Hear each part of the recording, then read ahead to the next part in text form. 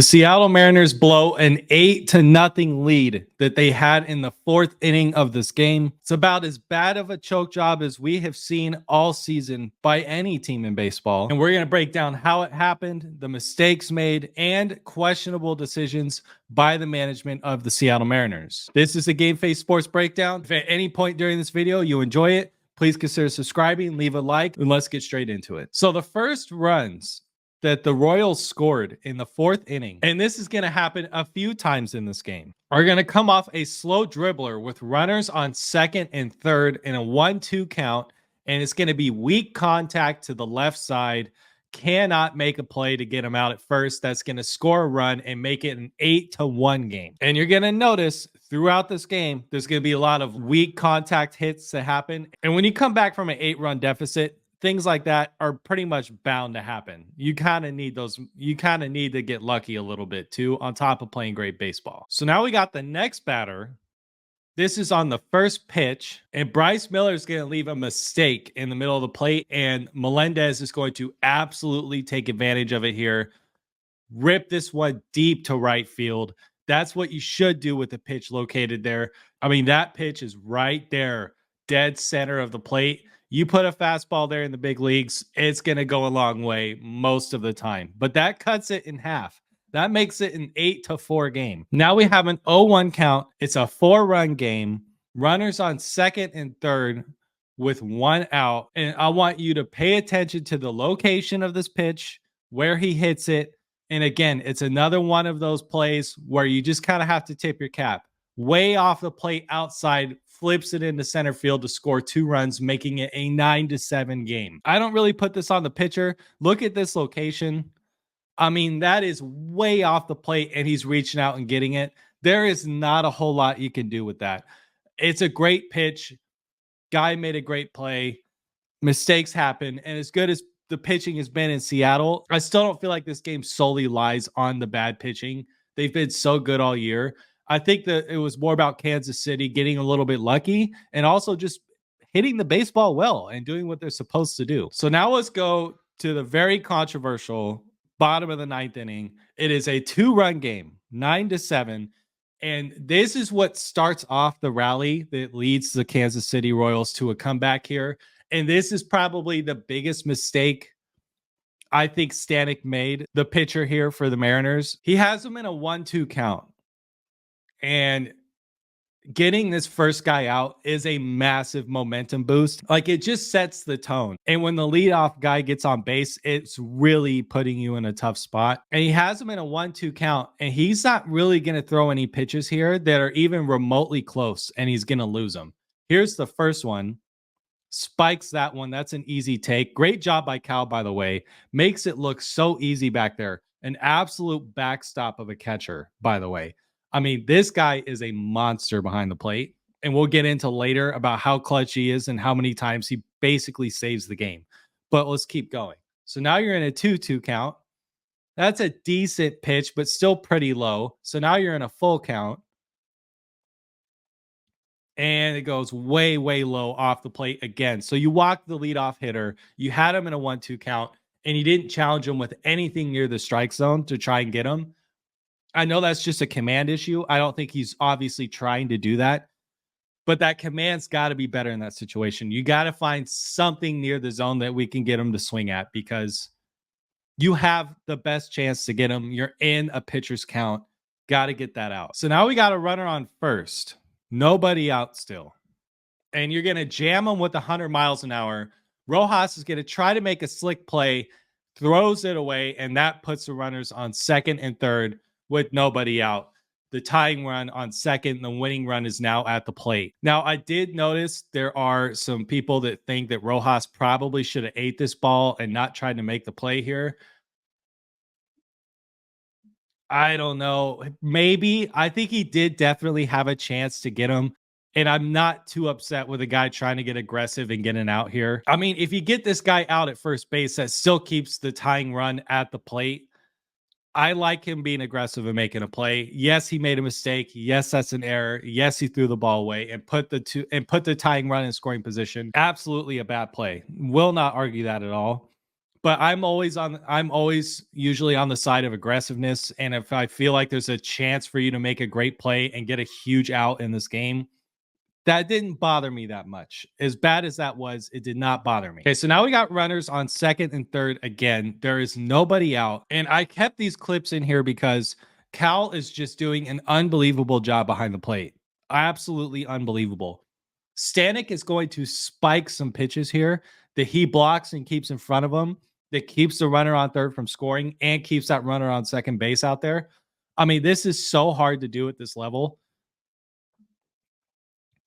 Spikes that one, keeps it up in front. That is such a tough block. Big league catchers make this look so easy. They really do. And this is so hard to do. But look, Spike, it has to stand up to block it, is so hard to do, especially when a guy can come back and throw 90, 95, 100 miles an hour. Cal did a great job behind the plate today. It was just really impressive. So now we got that runner on second and third, and we're going to get a ground ball too short. JP's going to take the out for the run. Now it's a 9-8 game with one out. The tying run is still on second base, and that brings up none other than Bobby Witt Jr. Now let's talk about this for a second. Here's a controversial moment, okay? The tying run on second. You got one out. Bobby Witt Jr. is coming up to the plate. Red hot hitter, fastest man in baseball. If he's not the fastest, he's definitely top 2 or 3 fastest guys in baseball. And through Twitter and through Instagram and some stuff I've seen on YouTube, I have seen some people make the argument that maybe you want to intentionally walk Bobby Witt Jr. here and not pitch to him. But I actually really disagree with that. And I think that they did do the right thing. Now, I think in just about every other case scenario with a red hot hitter, outside of Bobby, I probably would agree with that. But the fact that Bobby is so fast, putting the winning run on first base that is that fast seems like such a dangerous situation. I actually feel like you kind of have to pitch to the guy here. You kind of have to. Because if the next guy comes up and hits even like a mediocre shot in the gap, anything on the ends, Bobby's probably going to score, and you don't want that mess on the base paths. So I do agree with the decision. You kind of got to pitch to him here. You kind of got to pitch. Tying run on second base, and this is a very frustrating play for me to watch, but we're going to do it anyways. We're going to get a hard ground ball down the line, ripped into the left field corner, and watch the left fielder, Luke Raley. I understand. Okay, let me make something very clear. I understand not wanting to overrun a baseball in the outfield, and then you kind of bobble it or have to like double back a little bit and you might lose some time.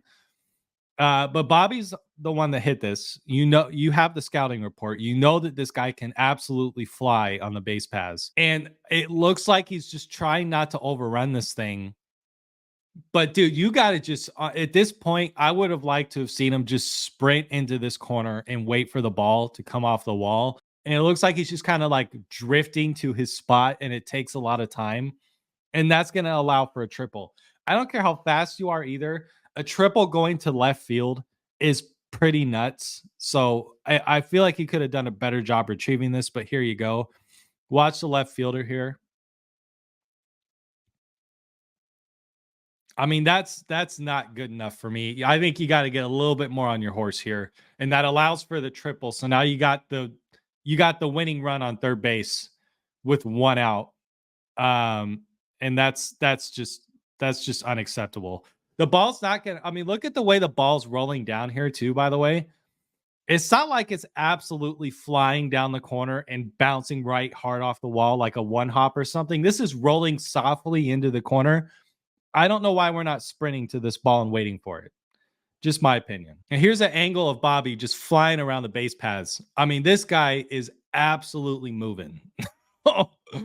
There's not a whole lot you could do. And you could tell, by the way, he was thinking 3 the whole time. There was no hesitation, no waiting, no looking at his base coach. He's going 3 the whole way.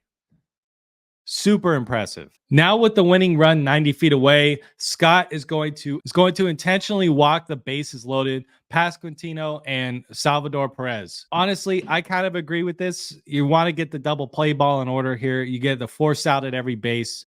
I know it looks bad intentionally walking 2 batters, but you really need the force out at every base here. I'm kind of on board with this as well. The only run that matters is the one on third.